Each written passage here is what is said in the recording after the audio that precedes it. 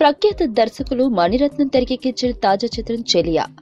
యుద్ధ నేపథ్యంలో సాగే రొమాంటిక్ లవ్ స్టోరీగా తెరకెక్కిన ఈ చిత్రంలో కార్తీ, అదితిరావు హైదరీ జంటగా నటించారు. రెహమాన్ సంగీతం సమకూర్చిన ఈ చిత్రం నేడు ప్రేక్షకుల ముందుకొచ్చింది. చెలియా సినిమా విశేషాలు మీకోసం. వరుణ్ ఇండియన్ ఆర్మీలో పైలట్ ఫైటర్. కార్గిల్ వార్ సమయంలో పాకిస్తాన్లో యుద్ధ ఖైదీగా బంధింపబడతాడు. జైల్లో లీలతో తన ప్రేమ కథను నెమరు వేసుకుంటూ కాలం వెల్లదిస్తుంటాడు.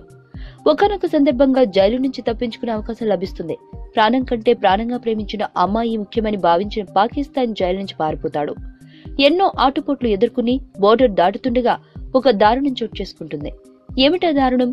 చివరికి వరుణ్, లీలా మళ్లీ కలుసుకోగలిగారా లేదా అనే విషయం తెలియాలంటే చెలియా సినిమా చూడాల్సిందే. కార్తీ ఈ చిత్రంలో ఫైటర్ పైలట్ గా బాడీ లాంగ్వేజ్ ను బాగా మెయింటైన్ చేశాడు. అయితే పైకి ఎంత మొరటుగా కనబడినా స్వభావం పరంగా సున్నితత్వాన్ని కొన్ని సన్నివేశాల్లో చూపిన తీరు ప్రశంసనీయం. ముఖ్యంగా అదితిరావుతో గొడవపడే సన్నివేశాల్లో 2 వెర్షన్స్ లో మాట్లాడే కార్తీ నటన చూసి ఆశ్చర్యపోని వారుండరు. ఇక యుద్ధ ఖైదీగా కార్తీ చూపిన వేరియేషన్ సినిమాకి హైలైట్ అని చెప్పుకోవచ్చు. అదితిరావు పాత్ర కథలో చాలా కీలకం. పైకి సుకుమారిలా కనిపిస్తూనే జగమొండిగా బిహేవ్ చేసే లీలా పాత్రలో ఒదిగిపోయింది అదితి. కార్తీతో రొమాన్స్ సీన్స్ లో అదితి, కార్తీల మధ్య కెమిస్ట్రీ చూడముచ్చటగా ఉంటుంది. కన్నడ యూటర్న్ ఫేమ్ శ్రద్ధ శ్రీనాథ్ ఈ చిత్రంలో గిరిజన పాత్రలో ఓ వైవిధ్యమైన క్యారెక్టరైజేషన్ తో అలరించింది.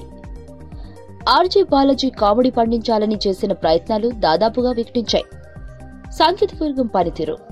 కృష్ణుడు వేణుగానానికి గోపికలు మైమర్చి ఆడినట్లుగా రెహమాన్ సంగీతం, నేపథ్య సంగీతంలో ప్రతి ప్రేక్షకుడు ఓలలాడటం ఖాయం. రెహమాన్ సమకూర్చిన పాటలకు మణిరత్నం మార్క్ క్లాసిక్ రొమాన్స్ తోడవడంతో మైమరిపా పాటను చూస్తూ నిజంగానే మైమరిచిపోతారు ప్రేక్షకులు. రవివర్మన్ సినిమాటోగ్రఫీ కారణంగా ప్రతి ఫ్రేమ్ ఓ రవివర్మ పెయింటింగ్ లా అందంగా కనిపిస్తుంటుంది.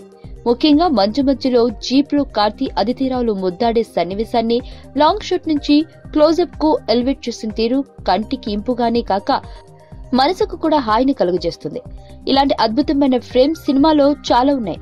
లెహ్, కాశ్మీర్ ప్రాంతాల్లోని సుందరమైన లొకేషన్స్ ను ఇంకాస్త అద్భుతంగా తెరపై ప్రజెంట్ చేసిన తీరు సినిమా అభిమానులకు కన్నుల పండుగగా ఉంటాయి.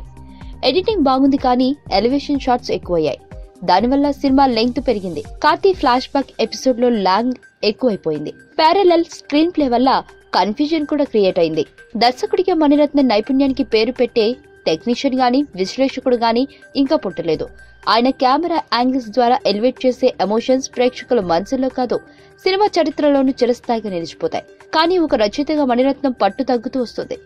ఓకే బంగారం కూడా కథ కంటే పీసీ శ్రీరామ్ సినిమాటోగ్రఫీ, రెహమాన్ సంగీతం సినిమాని ఎక్కువగా కాపాడాయి.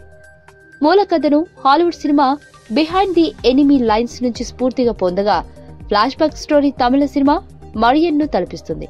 చెలియా సినిమాతో దర్శకుడిగా మణిరత్నం పాస్ అయి ఉండొచ్చు కానీ ఒక రచయితగా మాత్రం ఫెయిల్ అయ్యాడు.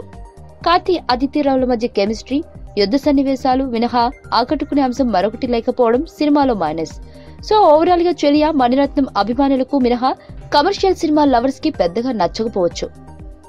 చెలియాకి మేమిచ్చే రేటింగ్ 2/5.